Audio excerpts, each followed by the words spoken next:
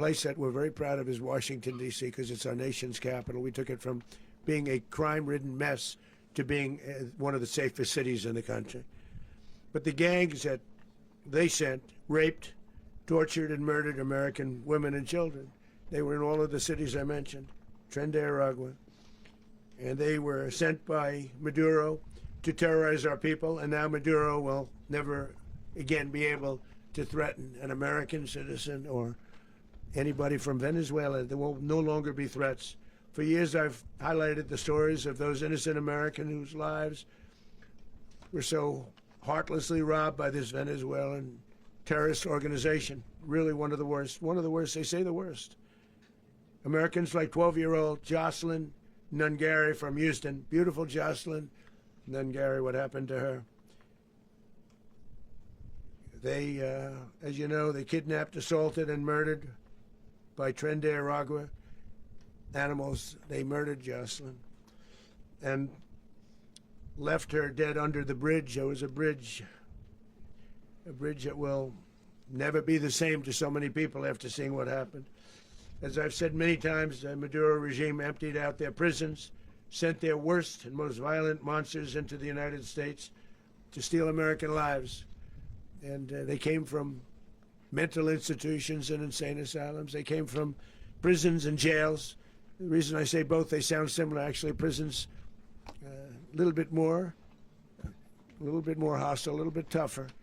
A mental institution isn't as tough as an insane asylum, but we got them both. They sent from their mental institutions. They sent from their jails, prisons. They were drug dealers. They were drug kingpins. They sent everybody bad into the United States. But no longer. And we have now a border where nobody gets through.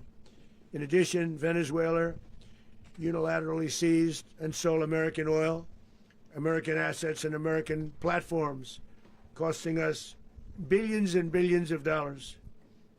They did this a while ago, but we never had a president that did anything about it. They took all of our property. It was our property. We built it.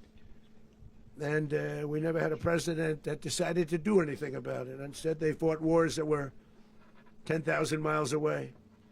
We built Venezuela oil industry with American talent, drive, and skill, and the socialist regime stole it from us during those previous administrations, and they stole it through force. This constituted one of the largest thefts of American property in the history of our country. Considered the largest theft of property in the history of our country. Massive oil infrastructure was taken like we were babies, and we didn't do anything about it. I would have done something about it. America will never allow foreign powers to rob our people or drive us back into and out of our own hemisphere. That's what they did. Furthermore, under the now deposed dictator Maduro, Venezuela was increasingly hosting foreign adversaries in our region and acquiring menacing offensive weapons that could threaten U.S. interests and lives. And they used those weapons last night. Potentially in league with the cartels operating along our border. All of these actions were in gross violation of the core principles of American foreign policy, dating back more than 2 centuries. And not anymore.